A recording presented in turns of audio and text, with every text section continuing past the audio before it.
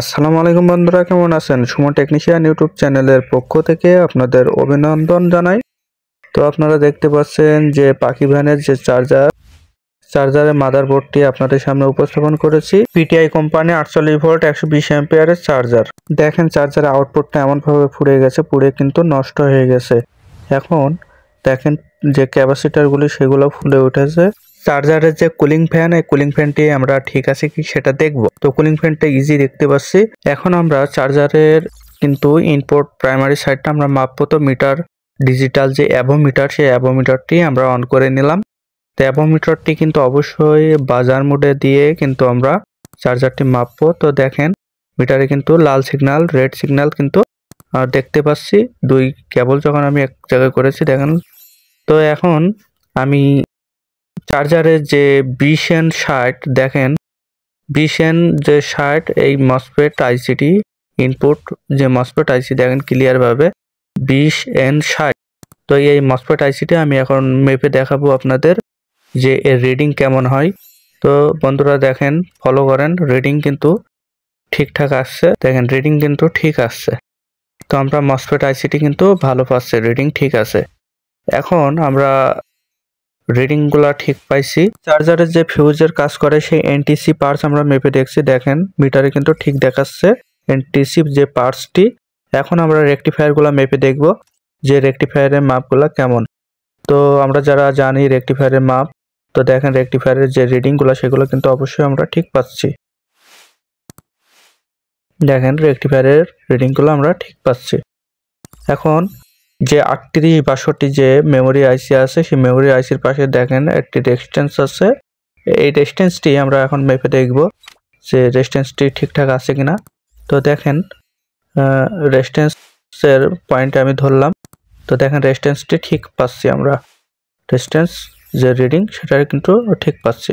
এখন আমরা 220 volt AC লাইনে, এটা কিন্তু আমরা সিরিজ লাইন ব্যবহার করছি। তো সিরিজ লাইনে অবশ্যই দিয়ে দেখব লাইনটি। এই চার্জারের মাদারবোর্ড ইনপুট লাইন ভালো আছে কিনা, পাওয়ারটা ঠিকঠাক পাচ্ছে কিনা। দেখেন কি অবস্থা, আমাদের আউটপুট যে ক্যাপাসিটার, সেই ক্যাপাসিটার কিন্তু ফুটে গেছে। কারণ আমাদের আউটপুট কিন্তু ওই সাইডে যে এসএমটি যে মেমোরি আছে সেগুলো কিন্তু পুড়ে নষ্ট হয়ে গেছে। দেখেন এই কারণে কিন্তু আমাদের ওখানে আউটপুটের যে ক্যাপাসিটার ছিল সেই ক্যাপাসিটার ফুটে গেছে। তো এখন দেখেন যে সেম মাদারবোর্ড আমি একটা ম্যানেজ করেছি। এই মাদারবোর্ডের কিন্তু ইনপুট খারাপ, আউটপুট ভালো আছে। তো এই আউটপুটটা আমি কাজে লাগাবো, আউটপুটটা কিন্তু আমি কাজে লাগাবো বন্ধুরা। তো আমার এই ভিডিওটি যদি আপনাদের দেখে ভালো লেগে থাকে অবশ্যই সাবস্ক্রাইবার করবেন। সাবস্ক্রাইবার করে বেল আইকন বাজিয়ে সুমন টেকনিশিয়ান ইউটিউব চ্যানেলের সাথে থাকবেন। আর বন্ধুরা লাইক শেয়ার কমেন্ট করতে ভুলবেন না। বন্ধুরা এই ভিডিওটি পুরোপুরি দেখবেন, টেনে স্কিপ করে দেখবেন না, কারণ এই ভিডিওটি অনেক গুরুত্বপূর্ণ একটি ভিডিও নিয়ে হাজির করেছি আপনাদের সামনে। তো এই চার্জারের মাঝখানটা আমি কেটে ফেলবো গ্রাইন্ডিং মেশিন দিয়ে। গ্রাইন্ডিং মেশিন দিয়ে কেটে ফেলে আমি এই বোর্ডটি যে আউটপুটটা পুড়ে গেছে এই আউটপুটটা আমি বাদ দিয়ে দেব, ইনপুটটা কিন্তু ভালো আছে। অনেকে আছে যে এই ধরনের যে পাখি ভ্যানের চার্জারগুলি আউটপুট পুড়ে গেছে, আউটপুট নষ্ট হয়ে গেছে, সেই চার্জারগুলো আমরা অনেক টেকনিশিয়ান ভাইরা আমরা বাদ দিয়ে দিই। তো এই ধরনের টেকনিক কাজে লাগিয়ে কিন্তু আমরা চার্জারগুলো ঠিক করতে পারি। দেখেন এই চার্জারে কিন্তু ইনপুট ভালো ছিল, ইনপুটটা আমি কেটে যে চপার কয়েলে মাঝ বরাবর আমি সুন্দর করে ডায়াগ্রামটা রেখে প্রাইমারি সাইডটা আমি ইনপুট লাইনটা সুন্দরভাবে রেখে আমি মাঝখান থেকে কিন্তু কেটে ফেলছি। কেটে ফেলে আউটপুটটা, যে আউটপুটটা নষ্ট হয়ে গেছে সেই আউটপুটটা আমি কিন্তু ফেলে দেবো।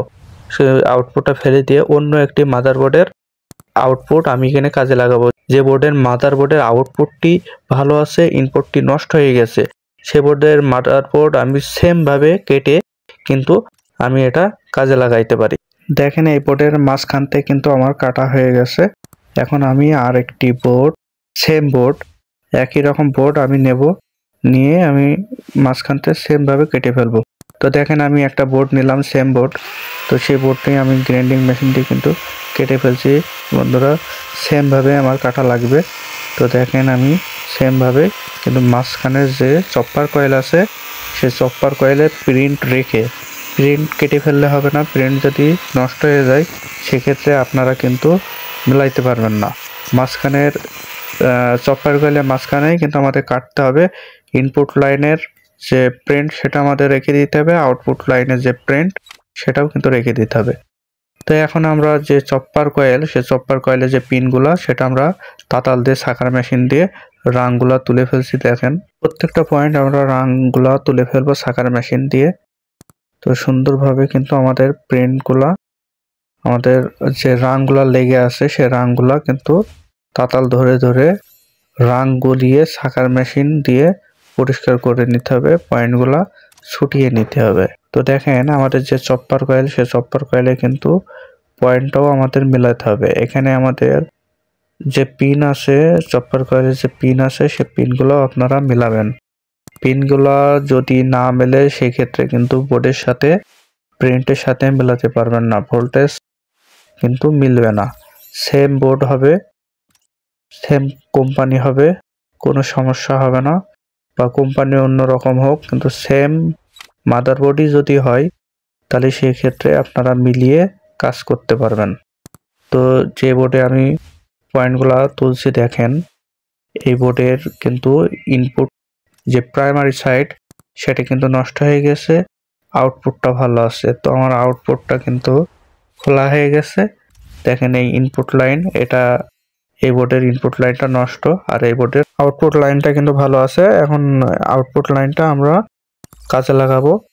তো দেখেন আমরা যে আগের যে বোর্ডটি, এই বোর্ডটি কিন্তু আউটপুট শর্ট সার্কিট হয়ে গেছে। তো সেম ভাবে কিন্তু আমরা তাতাল দিয়ে রাংগুলা গলিয়ে সাগার মেশিন দিয়ে রাংগুলা পরিষ্কার করে নেব।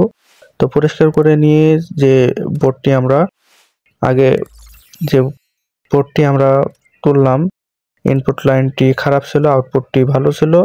তো সেটা আমরা কিন্তু এই বোর্ডে আউটপুটে তুলে ফেলে ওই বোর্ডের আউটপুটটি আমরা এই বোর্ডে জয়েন্ট দিয়ে দেব। তো সেটা কিন্তু আমরা বন্ধুরা দেখাবো। তো দেখেন আমি কিন্তু যে নষ্ট হওয়া যে আউটপুটটা সেটা খুলে ফেলছি। তো দেখেন আমার প্রিন্টের যে ঝালাইগুলো সেগুলো কিন্তু আমার তোলা হয়ে গেল।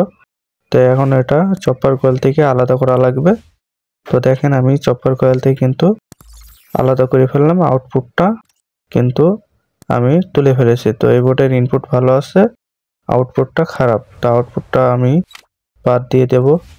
তারপরে দেখেন আমি আউটপুটটা ভালো পাইছিলাম, সেই আউটপুটটা আমি এটার সাথে জয়েন্ট দিয়ে দেবো। তো জয়েন্টটা আমাদের কিন্তু খুব ভালো করে দিতে হবে। দেখেন যে অন্য বোর্ডের ইনপুট আর অন্য বোর্ডের আউটপুট কিন্তু সুন্দর করে আমাদের চপার কয়েলের যে পিন আছে পিনের সাথে ম্যাচিং করে দিতে হবে। তো পিনের সাথে ম্যাচিং করে আমরা সুন্দর করে সোল্ডার আয়রন করে দেবো, তাতাল দিয়ে সুন্দর করে ঝালাই করে দেবো। ঝালাই করে দিয়ে কিন্তু অবশ্যই আমরা চার্জারের পিনগুলো আমরা ভালো করে চেক দেবো যে সব জায়গায় ঝালাই ঠিকঠাক আছে কিনা। তো ঝালাই যখন ঠিকঠাক সব থাকবে তখন আমরা সিরিজ লাইনে চার্জারটি লাইনে দিয়ে দেখব যে চার্জারের লাইন ঠিকঠাক এসেছে কিনা। ডিজিটাল যে মিটার, এই মিটার দিয়ে আমরা ভোল্টেজটি মেপে দেখব যে ঠিকঠাক ভোল্টেজটি আছে কিনা। তো আমরা যে পার্টসগুলি, সে পার্টসগুলি কিন্তু অবশ্যই প্রত্যেকটা প্রিন্ট কিন্তু তাতাল দিয়ে সুন্দর করে ঝালাই দিতে হবে। তো এখন দেখেন আমরা চার্জারটি লাইন দিয়ে দেখব যে চার্জারের লাইন পেয়েছে কিনা। তো দেখেন আলহামদুলিল্লাহ চার্জারের লাইন কিন্তু পেয়েছে। যে লাল আর সবুজ, সে লাল সবুজ আমরা যে সিগন্যাল বাতি, সেই সিগন্যাল বাতি কিন্তু আমরা পেয়েছি। এখন যে ডিজিটাল যে মিটার, অ্যাবোমিটার, এই অ্যাবোমিটার দিয়ে আমি ভোল্টেজটি মেপে দেখব। তো ভোল্টেজটি মেপে দেখব কত ভোল্টেজ আছে সেটা আমরা এখন দেখব। তো মিটারটি আমি এখন 200 ডিসি 200 ভোল্টে সিলেক্ট করেছি। তো দেখেন ভোল্টেজ 55.2 ভোল্ট। আলহামদুলিল্লাহ চার্জারটি কমপ্লিট হয়ে গেছে। চার্জারটি এখন ব্যবহার করার জন্য উপযুক্ত। চার্জারের যে কেবল, যে কর্ড, এই কর্ডের মাথায় আমি কিন্তু ডিজিটাল যে অ্যাবোমিটারের কেবল দুটি লাগাইছি। আবার একবার একটু লাইন দিয়ে দেখি। দেখেন আমি লাইনটি দিলাম 55.3 ভোল্ট কিন্তু আমরা কেবলে পেয়েছি। তো আমরা এইভাবে করে এই ধরনের চার্জারগুলা, নষ্ট চার্জারগুলা ফেলে না দিয়ে আমরা কিন্তু চার্জারগুলো ঠিক করতে পারি। চার্জারগুলোর দামও তো অনেক চার্জার আছে নষ্ট চার্জার, সেই চার্জারগুলো আমরা ফেলে না দিয়ে আমরা কিন্তু টেকনোলজি খাটিয়ে আমরা চার্জারগুলো ঠিক করে দিতে পারি কাস্টমারদের। এতে করে দোকানদারেরও উপকার হবে, কাস্টমারেরও উপকার হবে।